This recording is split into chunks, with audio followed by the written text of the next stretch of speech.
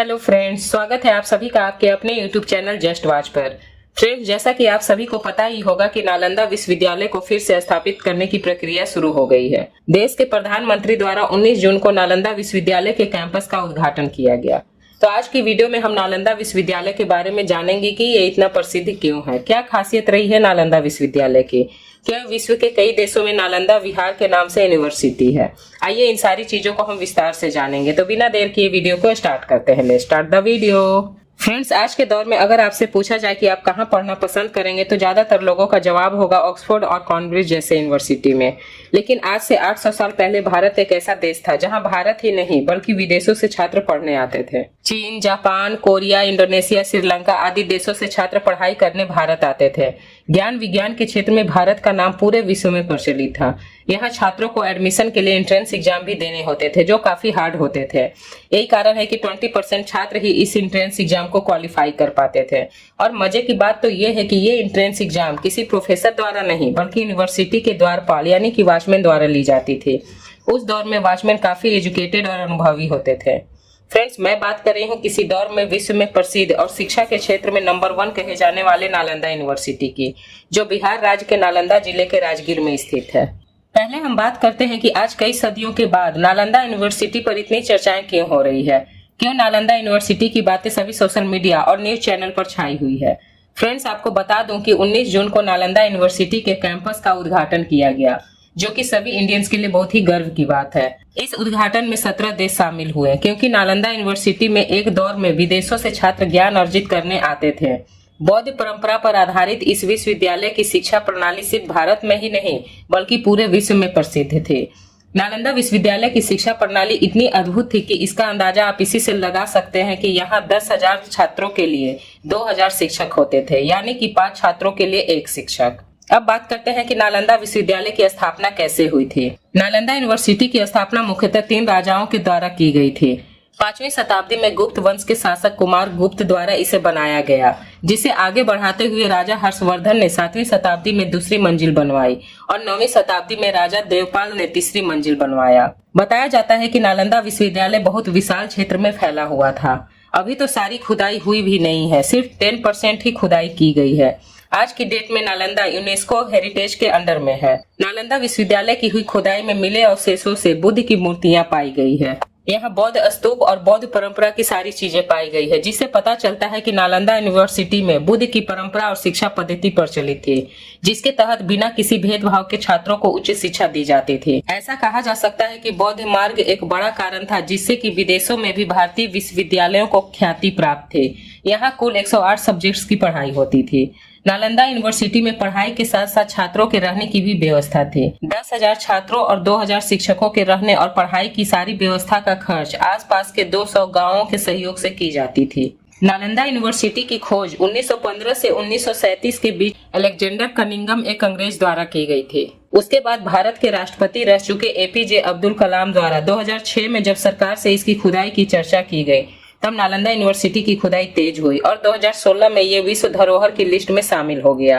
अब यूनेस्को द्वारा मिले फंड से इसकी खुदाई की जाती है। अलेक्जेंडर कनिंघम को नालंदा यूनिवर्सिटी का पता चीनी यात्री वेन सोंग के द्वारा लिखी बुक CU की को पढ़कर मिली। वेन सोंग नालंदा यूनिवर्सिटी में पढ़ने वाले एक चीनी छात्र थे, जिन्होंने कई सालों तक नालंदा यूनिवर्सिटी में पढ़ाई की और यहाँ से कई बौद्ध पुस्तकों को अपने साथ भी ले गए और बौद्ध के परंपरा और संस्कृति का प्रचार प्रसार पूरे विश्व में किया। लॉर्ड कलिंगम ने वेन सोंग की पुस्तक में लिखी नालंदा यूनिवर्सिटी के लोकेशन के अनुसार भारत में खुदाई शुरू करवाई और नालंदा यूनिवर्सिटी से पूरे विश्व को अवगत कराया। वेन सोंग के समय नालंदा यूनिवर्सिटी कैसी थी? जैसा कि मैंने पहले बताया है कि नालंदा यूनिवर्सिटी में एडमिशन के लिए एंट्रेंस पास करना होता था। ये एंट्रेंस एग्जाम विश्वविद्यालय के द्वारपाल या वॉचमैन द्वारा 3 स्टेप्स में ली जाती थी। ये एंट्रेंस एग्जाम काफी कठिन होते थे।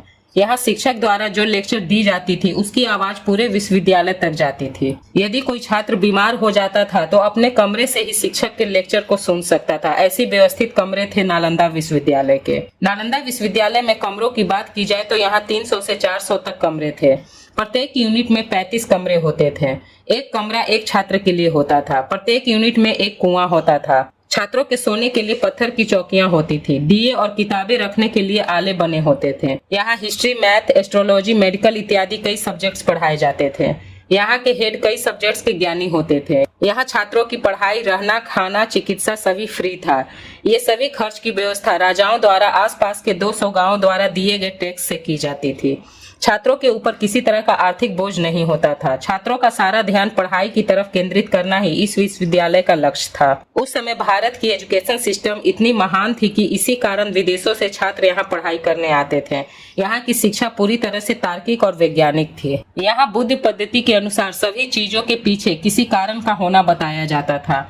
आज दुनिया भर में जितने रिसर्च और इन्वेंशन हुए इसी सिद्धांत पर हुए हैं कि किसी भी क्रिया के पीछे कोई कारण होता है। अब सवाल उठता है कि जब ये विश्वविद्यालय इतनी महान, प्रसिद्ध और ज्ञानवर्धक थी तो ये लुप्त कैसे हो गई। फ्रेंड्स, इस मुद्दे पर इतिहासकारों के बीच काफी मतभेद रहे हैं। कुछ इतिहासकारों का मानना है कि बख्तियार खिलजी ने नालंदा यूनिवर्सिटी को जलाकर इसे नष्ट कर दिया, और कुछ इतिहासकार मानते हैं कि बख्तियार खिलजी के आने के पहले ही नालंदा यूनिवर्सिटी नष्ट होना शुरू हो गई थी। यहाँ के बाद के कुछ राजा ब्राह्मण विचारधारा से प्रभावित होकर नालंदा यूनिवर्सिटी को सहयोग देना बंद कर दिए थे।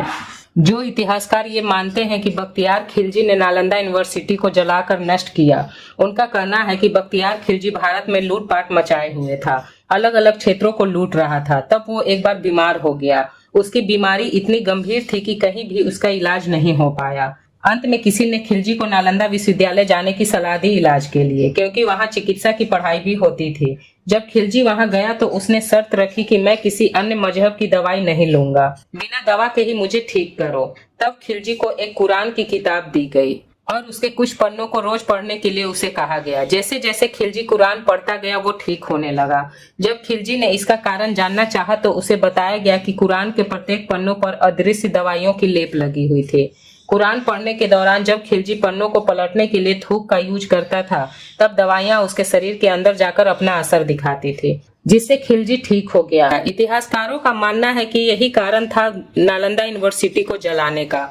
बख्तियार खिलजी इस बात से काफी नाराज हो गया कि उसके मजहब से अलग दूसरे मजहब में इतना ज्ञान और इतना अनुभव है, तो इसी बात का बदला लेने के लिए उसने नालंदा यूनिवर्सिटी को नष्ट कर दिया। हालांकि इस कहानी का कोई प्रमाण नहीं मिलता है प्राचीन किताबों में, इसलिए इतिहासकारों का कहना है कि ये कहानी बाद में बनाई गई है। इतिहासकारों का ये भी कहना है कि खिलजी कभी नालंदा आया ही नहीं।